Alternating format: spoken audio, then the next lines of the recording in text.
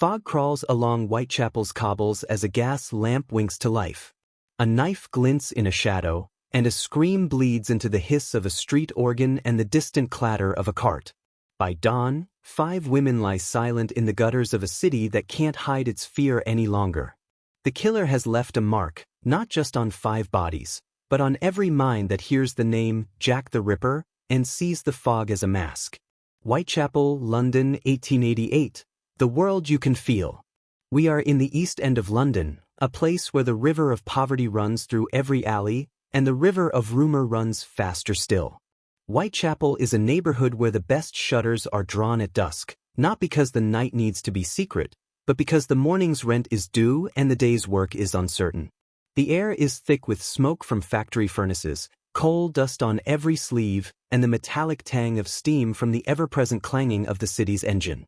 The gutters are a mosaic of broken pavements, broken promises, and the echo of footsteps that don't belong to the same person twice. In 1888, the footfall in Whitechapel is a drumbeat: work by day, lodging house drift by night, and a market economy that feeds a dozen different crowds: dockworkers, factory hands, charwomen, hawkers, and a growing class of shopkeepers who find it cheaper to rent a room in a shared house than to own a home.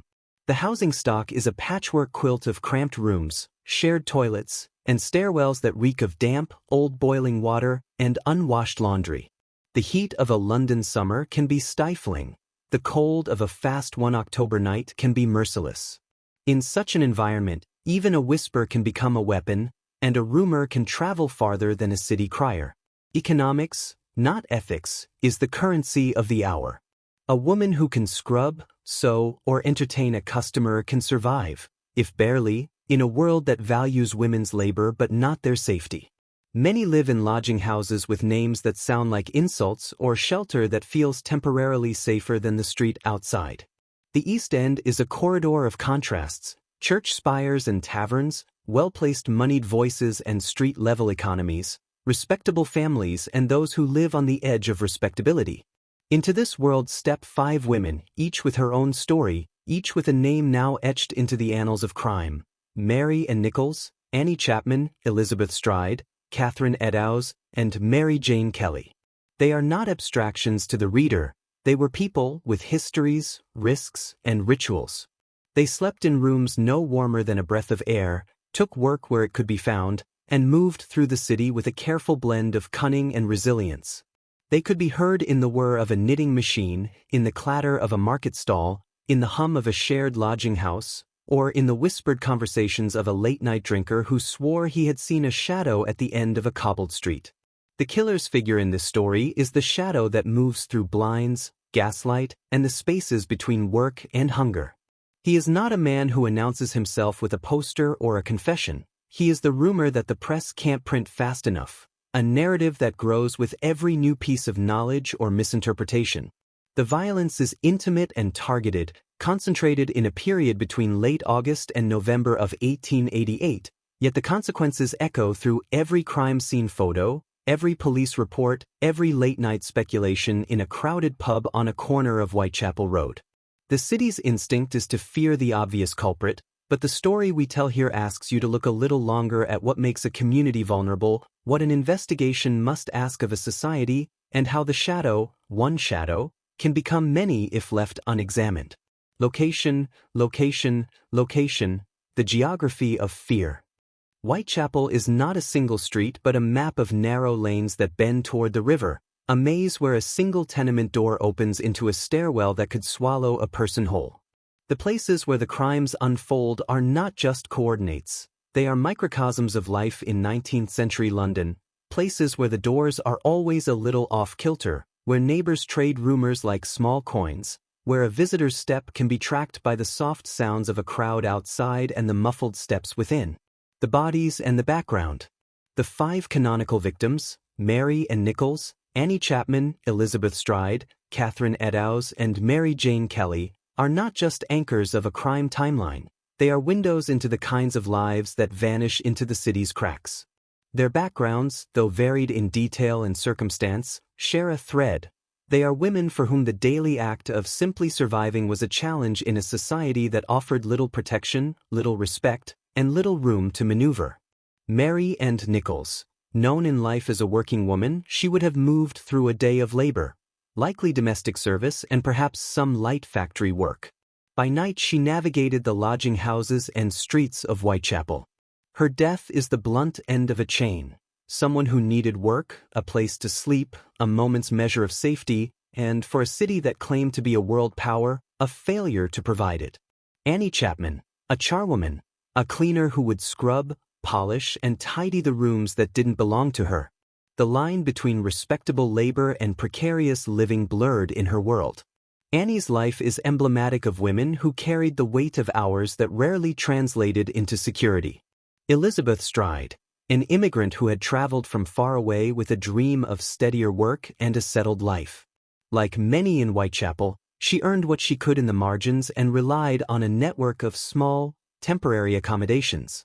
She is remembered as a person who carried resilience, even in a city that often rewarded only sheer grit. Catherine Eddowes, an adult who endured repeated displacements and cycles of shelter and vulnerability. Her story speaks to the transient nature of many lives in the East End, lives that moved between lodging houses, workrooms, and the streets. Mary Jane Kelly, the youngest of the five, a woman who was trying to carve out some sense of autonomy in a world that made that especially hard.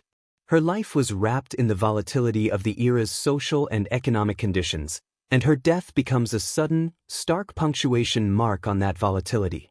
The social fabric at stake. The East End's social fabric in 1888 is a tapestry of overlapping pressures: industrial growth, urban crowding, religious and charitable mobilization, and a law enforcement system trying to evolve fast enough to respond to a new kind of urban crime. It is a place where the lines between public and private safety blur. The police are often distant from the slums, and the slum life itself is a social ecosystem with its own rules, its own economies, and its own ways of coping with danger. The investigation landscape. The investigation that follows is not a single night's work. It becomes an elongated conversation across newspapers, police desks, and the public conscience. The police, including the Metropolitan Police and the local authorities, are grappling with something that feels larger than a single killer or a single pattern. They face fragmented geography. The murders take place across a spread-out area in Whitechapel and neighboring parishes. Each incident raises a new set of physical clues, witness statements, and possible suspects, but these clues sometimes contradict or lead to dead ends as quickly as they appear. Media frenzy. The press is hungry for detail, sensational headlines, and a sense that a master criminal is at work. The sensationalism has its own consequences, shaping public perception, pressuring investigators, and sometimes distorting the facts in service of a more compelling narrative. Forensic and investigative limits. The era's forensics are rudimentary by modern standards. There are no DNA tests, no systematic photography of evidence beyond the rudimentary crime scene notes, and not enough resources to muzzle the flood of tips that pours in from a city eager to help or to blame. The social danger. The victim's vulnerability isn't just a matter of individual misfortune, it's a systemic risk entwined with poverty, crowded housing, and limited access to stable livelihoods and protection. The killer's shadow grows precisely because the city's structure can't fully shield its most precarious residents. Empathy for the human story. This piece isn't a catalog of facts, it's a narrative designed to humanize those 5 women and to show why their lives mattered beyond the moment of their deaths. We listen for their voices in the little details that survived. The last known sightings, the neighborhoods they lived in, the rooms they rented, the friends who recalled them, the routes they took to work, and the small acts of daily dignity that mark a human life. We also look at the social world of the investigators, men and women who woke up every morning with the task of turning fear into understanding, with the weight of a city's moral expectations on their shoulders, and with a private fear that a predator might be already at work in the shadows. Motivation and psychology, the narrative's heartbeat. What has the power to drive someone to violence in a city where violence is a recurring backdrop? The psychological depths of this story are a mirror held up to the era's anxieties: desperation, emasculation, the hunger for control, the lure of anonymity in a crowded urban space, and the chilling possibility that the killer's actions are not random but deliberate work designed to pierce the city's sense of safety.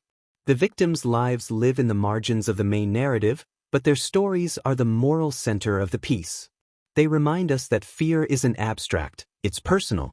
It's the fear of leaving a room in a lodging house and never being certain you'll return. It's the fear of walking a few steps into the night and not returning at all. The shadow behind the five. The shadow, in this title, is not only a literary device, but a symbol of what remains uncertain, the unknown suspects, the possibility of misdirection, the question of whether all the canonical victims were targeted for the same reason, and whether the killer was indeed a single person or a collection of patterns. The Ripper's shadow also invites us to think about the times in which these crimes occurred, the social shadow cast by poverty, by immigration, by gendered vulnerability, and by the structures of power that could, at times, be slow or indifferent to the plight of the women who lived in the neighborhood. The investigation seeks to turn shadow into signal. It seeks to illuminate not just the method of violence, but its ripple effects on the community, on law enforcement, on journalism, and on the moral imagination of a city that would remember this period as a turning point in the way crime and society talk to each other. The arc so far in lay terms. What you're about to hear is the story's spine. These murders occur in a city where the fog and the gaslight are as much characters as the people who inhabit the streets. The investigation's power lies in showing how people, institutions, and communities react to fear, how suspicion travels through taverns and tenement stairs, how the press shapes a crime into a legend, and how, in the end, a shadow becomes a mirror, reflecting our own capacity to see danger, to seek justice, and to confront the unsettling possibility that sometimes the most chilling answer is that the shadow isn't easily understood. The crime, the murders unfold. We step into the nights when Whitechapel breathes through its lamplight and the fog, a city that never truly rests, only tightens its grip as the hours drag on. What follows is not a single act but a cascade of moments that rippled through a neighborhood already frayed by poverty, rumor, and the uneasy feeling that danger moves unseen behind every closed door. 5 lives will be cut short in ways that feel intimate, almost personal, and each death will leave a footprint in the city's memory that won't fade with dawn. Mary and Nichols, Bucks Row, August 31, 1888. The night air in Whitechapel on the last day of August tastes of rain and coal dust. Mary and Nichols, a woman many in the lodging houses would have recognized by the light and by the telltale rhythm of her daily grind, cleaning, laundry, and the unglamorous work that pays in small coins and an endless wait for the next shift, moves through the streets with the weariness of someone who has learned to survive on patience and grit. By the deep hours before dawn, a passerby notices her along Bucks Row, a narrow lane that feels more like a throat than a street, where gas lamps hiss and the river of the Thames seems a mile away yet never distant from the damp in the walls. The scene is brutal in its quiet, a body found lying on its back, clothes askew, a stillness in the face that asks a brutal question of any observer who has never looked away from the life in the eyes of a living woman. The neck bears the first signs of violence, a brutal slash that has torn through the skin and memory alike. Across the chest and throat, other incisions tell a story of method and intent, a pattern that will haunt investigators in the days ahead. The specifics, how many wounds, their depth, and their arrangement, are recorded in medical notes, but the human image remains the center, a woman who rose each morning with a certain quiet dignity, who did her work, who deserves a safe night's rest, and who becomes, in the cold light of morning, a photograph of fear. Annie Chapman, 29 Hanbury Street, September 8, 1888. A week later, the city's sense of safety is tested again, as another woman's life is extinguished in a room that will later be described in the morgue's papers as a crime scene with a signature. Annie Chapman, a cleaner who carried the weight of many days in her hands, brooms, cloths, and small coins earned through labor, has ventured into a lodging house at 29 Hanbury Street. The room is small, the air thick with the odors of a day's work and a night's unaided fear. The door frames a scene that feels almost theatrical in its brutality. A throat opened with a single, decisive cut. The torso opened in a way that reveals the vulnerabilities of a body left exposed to the room's dampness and the observer's gaze. Probing hands would later find the abdomen opened along the midline, with the internal organs presented in a way that shocks not just the eye but the sense of propriety itself. The knife, the blade's careful arc, and the surgeon's careful notes converge to suggest a man who treated the body as a canvas and the room as a stage on which he could perform a disturbing ritual. Elizabeth Stride, Duffield's Yard, Berner Street, Lehman Street, September 30, 1888. The trail grows colder, and then, on the night of the double event, it heats up in a different way. Elizabeth Stride, an immigrant who has moved through the city's edges with a stubborn resilience, becomes the first victim in this new sequence to be found that night. The violence is sudden, surgical in its efficiency but lacking the more elaborate mutilation that would come later. A single deep cut to the throat ends a life in a way that feels almost clinical, as if the killer's purpose at that moment was simply to erase a presence rather than to demand a narrative. Stride's body is discovered in Duffield's Yard, a narrow passage from which only the shadow of a doorway and a few passing footsteps offer any testimony. To those who found her, she appeared as though she had been robbed of breath and time, a woman who poured her energy into the small acts of daily survival and now, in the room's damp air, becomes the focal point of a city's fear. Catherine Eddowes, Mitre Square, September 30, 1888. Less than an hour after Stride's murder, the second act of the same night unfolds with a brutality that eclipses the earlier violence. Catherine Eddowes's lifeless form is found in Mitre Square, a place of quiet doors and shuttered windows, a corner of the East End where the city's voices mingle with the river's distant roar. Here, the crime scene is a tableau of extreme violence, a throat cut with a blade that seems to have been drawn across the flesh with darker finality, and an abdomen opened with a precision that speaks to a cruel, practiced hand. The medical examiner will later describe mutilations that go beyond mere stitching wounds. The body bears evidence of a method that some would interpret as a perverse attention to anatomy.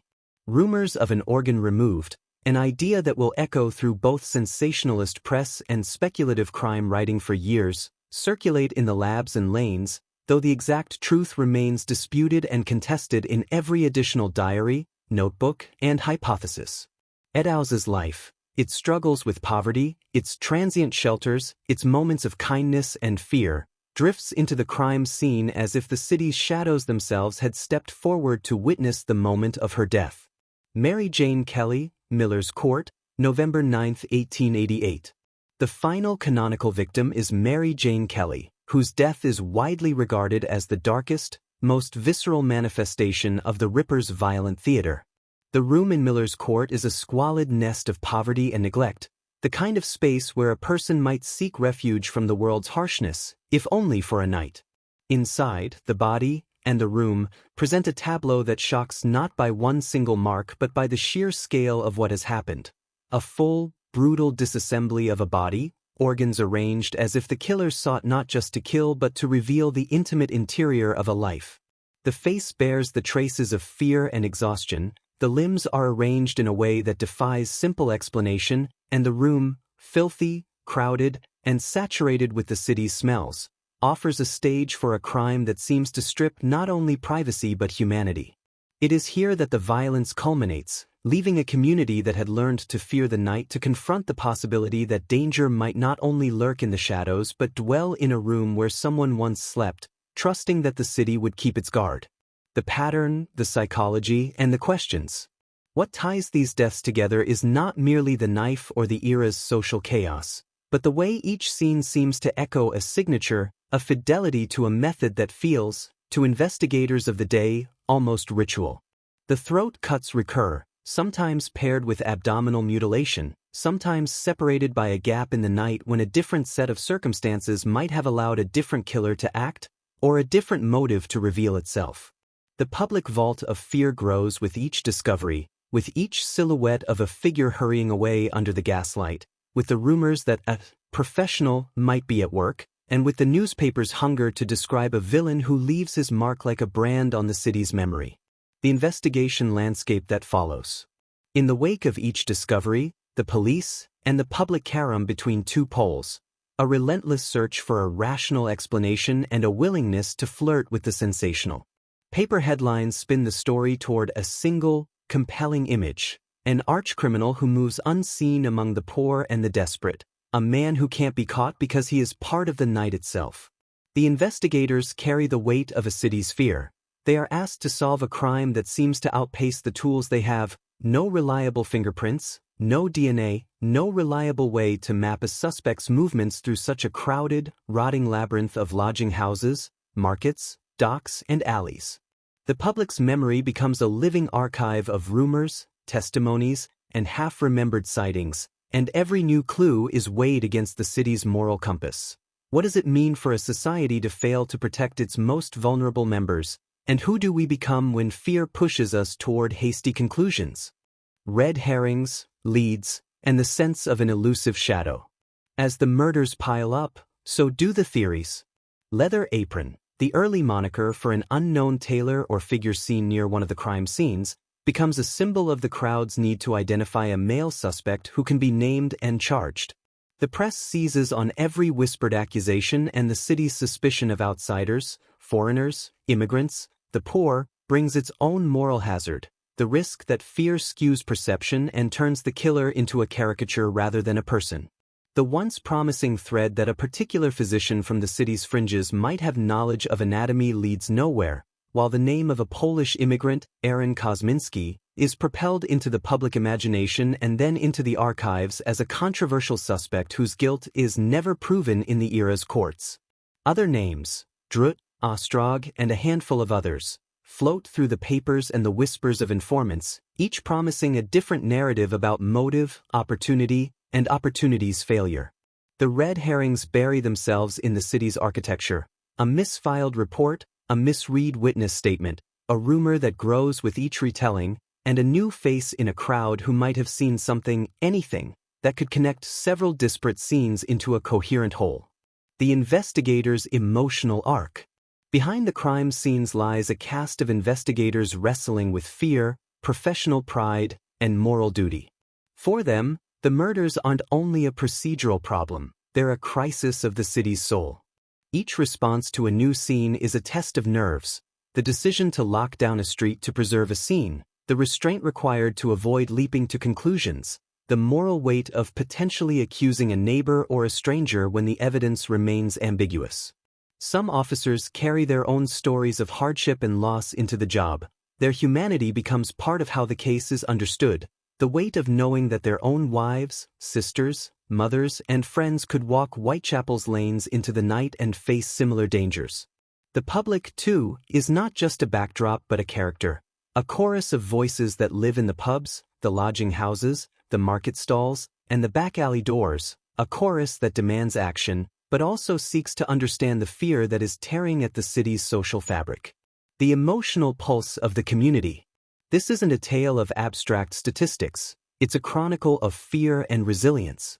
The community gathers in taverns and parlors to compare notes, to trade rumors for facts, to decide whether to trust the police, the press, or the strangers who pass through Whitechapel's labyrinth. Some respond with solidarity, neighbors offering shelter, volunteers forming volunteer watch groups, charities extending resources to the vulnerable. Others respond with suspicion and blame, the sense that safety is a commodity that can be bought by pointing fingers at outsiders. The tension between empathy for the victims and the fear of the unknown shapes how the city confronts the killings, and it's in this emotional ground that the narrative finds its moral center: the humanity of those 5 women and the responsibility, however imperfect, of a city to shield its most precarious residents. Twists, foreshadowing, and the seeds of a legend. The narrative's grip deepens as new evidence emerges, then recedes, only to reappear later in a new form. A witness's memory shifts with time, a crime scene detail is reinterpreted by a restless press, a medical opinion challenges an earlier conclusion. The shadow of the killer, this elusive figure who moves through gaslit lanes and lodging house stairs, persists as a puzzle to be solved and a fear to be managed. Some investigators begin to believe the pattern exceeds a single killer, a thought that invites a troubling, almost conspiratorial, possibility. Could Whitechapel have harbored more than one agent of terror, each drawn to the same vulnerability, each seeking to claim a life in a way that speaks to a shared, if conflicting, psychology? The documentation reveals moments of breakthrough and moments of misdirection, each feeding the next, until the cumulative effect is a narrative that is less about discovering a single culprit and more about understanding a city in crisis and the ways a community attempts to recover from fear. Closing the loop, the human center of a shadowed tale. By the end of this segment, we've walked the crime scenes not as abstract coordinates but as rooms where life and risk collided with terrifying immediacy. We've seen the murders as a sequence, one life at a time, with moments of discovery that reveal more about us than about the killer. How we respond to danger, how we tell stories to ourselves about who is safe and who is not, and how the memory of 5 women who once walked Whitechapel persists in the city's collective imagination. The shadow remains, but now we understand it a little better. The shadow as a symbol of the unknown, the unexplained, and the human costs of rapid urban change. The investigation, clues, suspects, red herrings, breakthroughs. We step behind the scenes, where gaslight flickers like a nervous lantern and every whispered tip is weighed against the speck of truth it might contain. This is the workaday business of fear-made method, gathering what cannot be seen, testing what cannot be proven, and staying steady long enough for a pattern to emerge from the fog. The crimes were brutal, yes, but the investigation is a study in patience, misdirection, and the stubborn, anxious drive to restore some order to a city that has learned to live with fear as a constant companion. Opening the map of clues. If the murders themselves were acts of violence that spoke in shorthand, the investigation alphabet was a jumble of half-remembered sightings, rumors, medical notes, and police drills born of necessity. The signal the detectives hoped to read was not a tidy confession but a thread that could be pulled through the maze. A consistency in wounds, a particular habit of staging, a handwriting or handwriting-like signature in the letters, a location pattern that suggested a pattern of movement, and witnesses who remembered more than they realized in the moment. Clue set A, the crime scenes as a chorus. The signature wounds. In Mary and Nichols's case, the brutal throat cutting with incisions along the chest suggested a killer who saw the body as a stage for a ritual, an interplay of restraint and exposure. In Annie Chapman's room, the abdominal opening and the careful, almost surgical placement of organs spoke to a familiarity with anatomy and a preference for violence that felt purposeful, almost performative. The double event of Elizabeth Stride and Catherine Eddowes, one in Berner Street, Lehman Street, and the other in Mitre Square, offered a stark contrast. Stride's death appeared surgical and stripped of the later, more elaborate mutilation. Eddowes's body bore evidence of a more extreme, almost Baroque expression of the same act. The final scene, Mary Jane Kelly in Miller's Court, presented the killer's work at its most unrestrained, as if fear and power and anger had fused into a single, terrible moment of carnage. Taken together, the scenes painted a rough portrait. The killer preferred the throat as a doorway, then used the abdomen to lay bare a message about control and ownership. The scene's specific details as clues to method, the exact angle of the throat slash, the location and depth of abdominal incisions, and the presence or absence of other mutilations helped investigators build a mental image of a perpetrator who moved with a practiced hand and a dictatorial sense of what he wanted the body to communicate. The organization, or seeming lack of organization, of the crime scene suggested a mind that was both methodical and improvisational. Someone who could adapt to the room's constraints, to the victim's posture, to the time of night, and to the available instrument. Clue set B, the documentary trail, letters, rumors, and the press. The letters and faux confessions. The Dear Boss letter, the From Hell letter, and others that circulated during the investigation created a narrative force that was every bit as powerful as the actual physical crime scenes. The Dear Boss letter announced a name, Jack the Ripper, and placed the killer in the public imagination as a figure who spoke in the language of the press and the street. The From Hell letter, paired with the kidney allegedly offered in a bottle, fed the sensational appetite of readers while muddling the line between truth and performance. These documents did not prove guilt, but they shaped the city's fear and, crucially, influenced how investigators framed suspects and perceived patterns. Eyewitness and informant testimonies. In Whitechapel, a single description could be reinterpreted a dozen times. A passerby might swear they saw a figure gating like a doctor, or a cloak and cap in a doorway, or a silhouette slipping away into the fog. The problem wasn't malice in the telling so much as the foggy reality of memory in the dim corridors and crowded streets where many people were moving at once, and where the night's sounds, clatter of carts, cries from a tavern, the sharp hiss of gaslight, could masquerade as a person's precise action. Forensic limitations. The era's science could not fingerprint, test DNA, or reconstruct a stabbing in a controlled lab. Autopsies, while meticulous, were limited by medical knowledge, the quality of preserved tissue, and the press eagerness to sensationalize. Still, the investigators turned to what they had: precise notes, the memory of the path a killer might have followed, and the possibility that a pattern could hint at a single mind, or at least a single set of motives. Clue set C: the physical geography and the where of it all. A map of Whitechapel's murky geography, the crimes pitted lodging houses, back lanes, and the market streets against a backdrop of docks, churches, and ever-present work. The killer's routes, whether he favored the darkness of narrow alleys or the relative safety of more trafficked thoroughfares, became a kind of evidence in themselves, pointing toward a suspect who lived off the anonymity of a crowded city.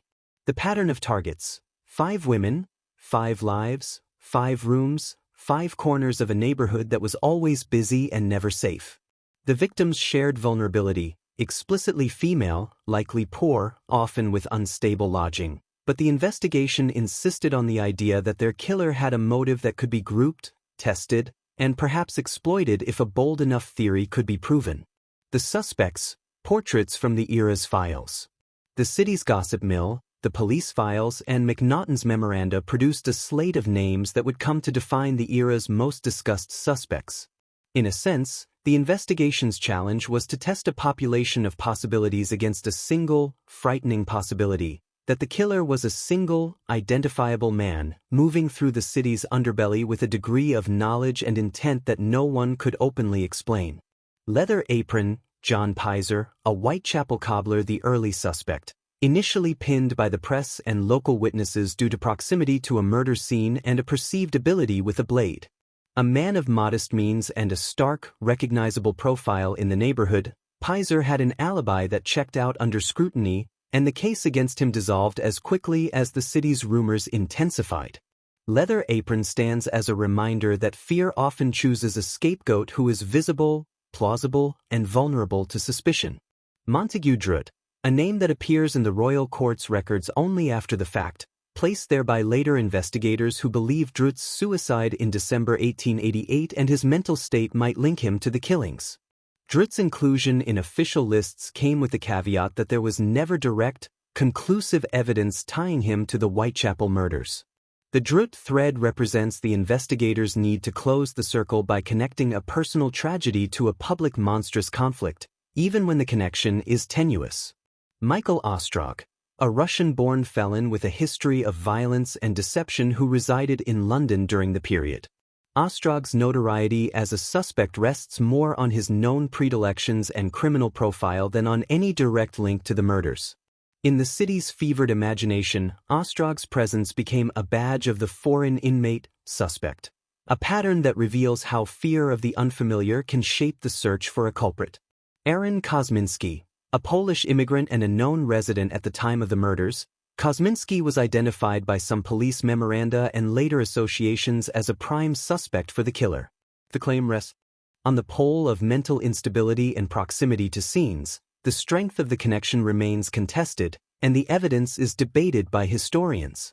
Kosminski's case is an emblem of how a city's fear of a particular type of person, an outsider, a poor immigrant, a man with a fragile mental state, can color the pursuit of truth.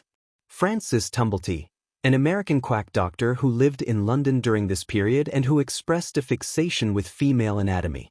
In some of the era's retellings, Tumblety is cast as a suspect because of his suspicious behavior and his physical proximity to Mary Jane Kelly's neighborhood, yet the case against him rests on rumor, not on solid cross-border evidence. He embodies the danger of letting xenophobic or xenial preconceptions drive a case rather than evidence. George Chapman, Dr. Chatterton, later known as a serial killer of his wives, a figure who would later gain notoriety for poisoning his wives in a different context, Some writers in the late 19th and early 20th centuries expanded his role into the Ripper narrative. The historical likelihood of his involvement in Whitechapel murders is minimal. He remains a cautionary note about how the public memory can cross-pollinate with fiction, producing a suspect who exists more in legend than in the archive. Red herrings, the echo chamber of fear. Red herrings thrived in Whitechapel's public sphere, where rumor and suspicion moved more quickly than actual evidence. The leather apron rumor, the image of a single, identifiable outsider who could be blamed for all the killings, often a practical temptation in a city where the enemy was not just the killer but also the crowd's own misreadings and prejudices. Immigrant scapegoats, the city's anxiety about the other, fed theories that the killer must be a foreigner, a suspicion that had dangerous social consequences and distracted investigators from pursuing subtler, more plausible lines of inquiry. The medical man suspect. The idea that the killer had professional medical knowledge or access to surgical instruments created a powerful, seductive possibility that someone like a doctor or medical student could be the culprit. The danger lay in conflating knowledge with guilt, a trap that misled readers and sometimes misdirected official resources. The hidden network hypothesis. The belief that a shadowy conspiracy of multiple killers existed in Whitechapel, either from a single mastermind or a loosely connected group, was an intoxicating frame for the public imagination. It made sense in a city where a single fear could spawn a dozen tangled theories, each more sensational than the last. Breakthroughs and turning points, small lights in a pervasive fog. The double event and its aftermath. The September 30th night delivered two murders in quick succession, Stride and Eddowes.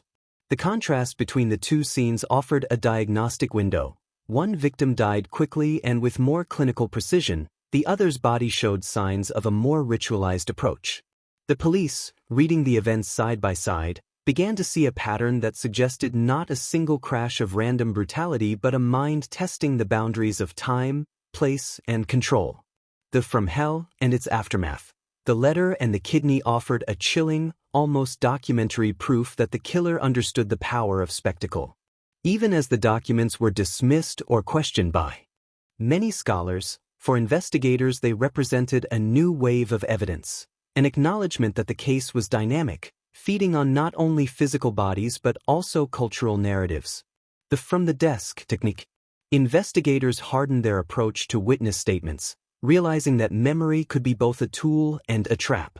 They started to document a chain of custody for testimonies more carefully and began to track inconsistencies with a patient, almost forensic patience.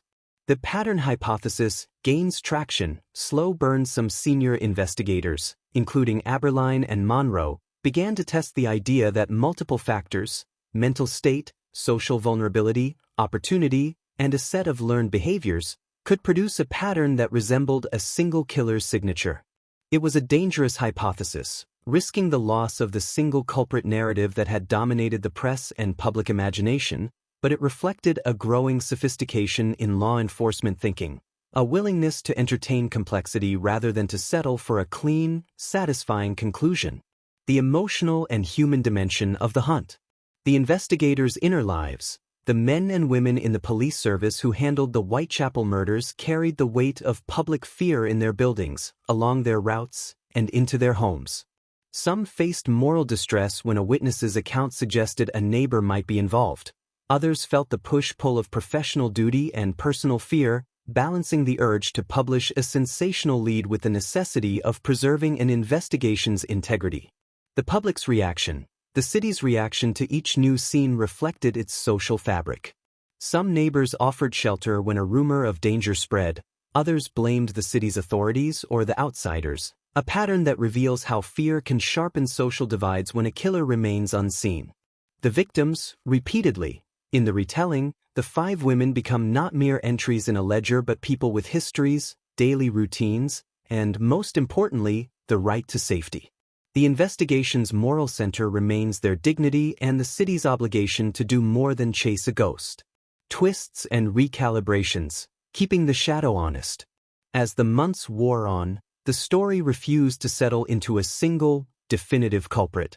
The police, pressed by the press and the public, found themselves oscillating between confident, sweeping claims and the sober recognition that the evidence was fragmentary and fragile. The possibility of more than one killer. Some investigators started to concede that the city's geography, the time frame, and the variety of wounds might suggest more than one actor. This idea didn't erase the possibility of a single mastermind, but it opened a field of inquiry that looked beyond one person to a network of fear and opportunity. The reliability question, the letters, the sightings, and even the autopsies could be influenced by the sheer pace of fear-driven reporting. The investigation began to treat memory as a form of evidence that needed corroboration, not a standalone proof. The temptation to reach, the public's pressure to name a culprit, to end the terror with a tidy resolution, tempted investigators to cling to a plausible suspect rather than the messy truth. The struggle between narrative closure and empirical caution is a central tension in this section, a tension that mirrors the city's own struggle to comprehend its darkest months. A few portraits of the investigation's heartbeat. Inspector Frederick Aberline, the lead mind in Whitechapel, known for his composure in the face of sensationalism and his careful attention to witness accounts and patterns. His approach was not to grandstand but to persevere, to listen, and to keep the inquiry moving even when the path grew uncertain. Dr. Thomas Bond, the physician who performed the autopsies and who could translate the language of wounds into a plausible chain of events.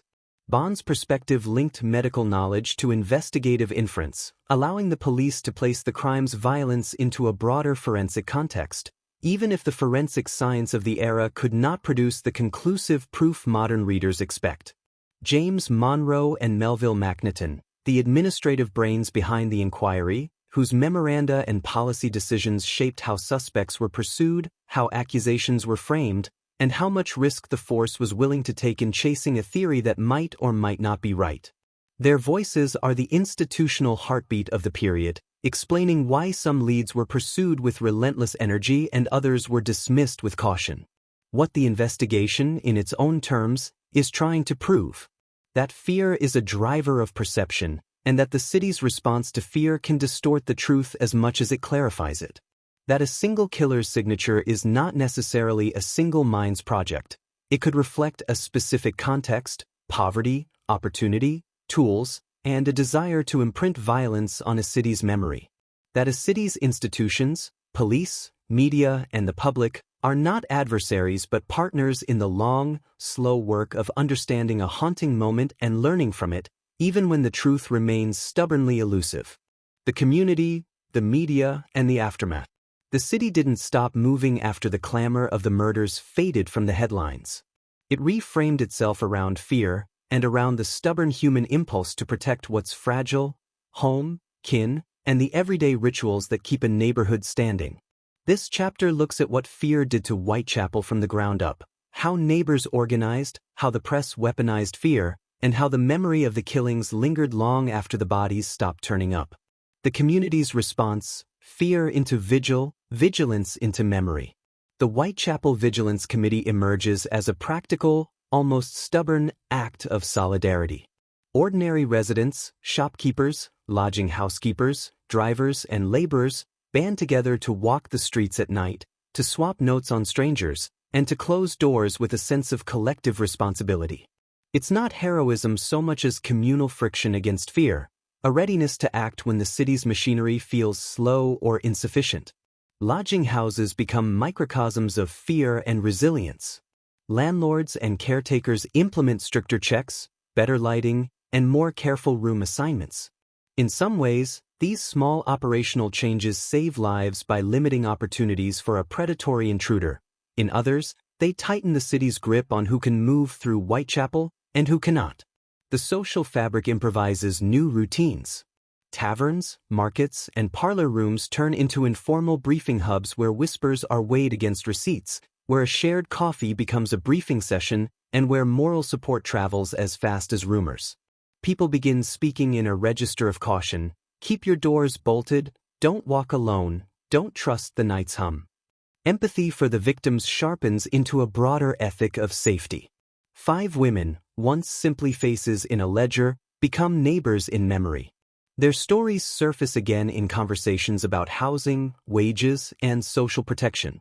The city's moral energy shifts from titillation to accountability, though accountability remains imperfect and imperfectly distributed. The media's weapon and mirror, headlines, letters, and the public imagination. The press weaponizes fear with relentless cadence. Sensational headlines, often more evocative than precise, shape what the public believes and what authorities fear to confirm. The press feeds on the same uncertainty that haunts investigators, but it also amplifies it, turning a string of crimes into a narrative we collectively need to understand. Letters as cultural artifacts, not evidence. The Dear Boss and From Hell letters circulate like whispered invectives in a parlor game that has landed in the public square. They fascinate readers, spark new theories, and, crucially, push the investigation toward dramatic, story-driven explanations rather than the slower, patchwork truth. In the arena of headlines, a signature can become a brand, and a brand can derail a careful read of the evidence. Rumor as a social force. Eyewitness accounts are collected, parsed, and sometimes misremembered. When reprinted, they morph into competing versions of what happened, who saw whom, and where a shadow moved. The media becomes a chorus of competing voices, and the audience absorbs the chorus as if it were the truth itself. The press's double-edged legacy. On one hand, newspapers democratize information, turning the public into witnesses and participants in the crimes unfolding. On the other, sensationalism erodes trust. Readers suspect every new theory, and officials grow wary of overpromising while underdelivering. The tension between informing and sensationalizing becomes a fixture of how crime stories get told in the long run. The social and institutional aftermath. Lessons etched into the street. Policing and public expectations. The haunting presence of the five canons, the shadow, that refuses to shrink, pushes officials to rethink how urban crime is understood. The era's policing culture shifts toward greater emphasis on organized watchfulness, better documentation, and a heightened scrutiny of suspects' movements through dense, crowded neighborhoods. It's not a revolution in policing, but a slow, painful refinement. Charitable and protective responses. Charities and social workers intensify their outreach to women at risk, lodging houses, wage earners, and the vulnerable in urban margins. The murders become a catalyst for social programs, even if those programs begin in fits and must survive on precarious funding and public goodwill. The memory economy, museums, archives, and ripperology. The murders seed a fascination that outlives the city's fear. The case becomes a cultural machine. Diaries, court records, police memoranda, and clippings form a durable archive that later writers, historians, and enthusiasts mine to construct narratives, test theories, and chase shadows. The shadow becomes a perpetual prompt for inquiry rather than a single resolution. The moral calculus of scapegoating. In the heat of fear, outsiders, immigrants, and the poor are more readily scrutinized, more easily blamed. The section's moral texture acknowledges the social hazard of blaming the vulnerable instead of interrogating systems, poverty, housing, and policing, where danger takes root. The city's memory of this misdirection stays with it as a cautionary tale about how fear can rearrange a society's conscience. Twists, foreshadowing, and the human heart. The one shadow, many minds, tension persists. Some commentators begin to argue, with and against each other, that the case resembles multiple minds at work, either a loose network or a single, scattered mind that uses different forums to express the same fear. The investigation's early belief in a single mastermind softens into a more complex theory, and that complexity changes how the public talks about danger. The victims' legacies reappear in daily life. The 5 lives become touchpoints for discussions about gender, economics, and safety. Their stories are revisited in charity appeals, lodging house reforms, and in the way neighborhoods talk about risk in the present tense, not merely as history. The unresolved shadow continues to haunt the present. Even as some suspects fade and others crumble under later scrutiny, the fear remains a living presence in Whitechapel's memory. The resolution or enduring enigma, the case that refuses to close. We arrive at the final chapter not with a tidy verdict, but with a sober reckoning. The Whitechapel murders, Jack the Ripper's 5 canonical victims remain one of history's most haunting enigmas. The script of the crimes is punctuated by brutal clarity, yet the author of the story, the killer, remains unseen. This section threads together what is known, what is debated, and what the shadows of memory continue to cast across crime writing, policing, and cultural imagination. Closing facts, what we can know with confidence. The Canonical 5, Mary and Nichols, Annie Chapman, Elizabeth Stride, Catherine Eddowes, and Mary Jane Kelly were murdered in 1888 in the Whitechapel area of London. The pattern, throat slashing, and, in several cases, abdominal mutilation, established a gruesome signature that frightened a public already grasping for a rational explanation in the face of urban squalor.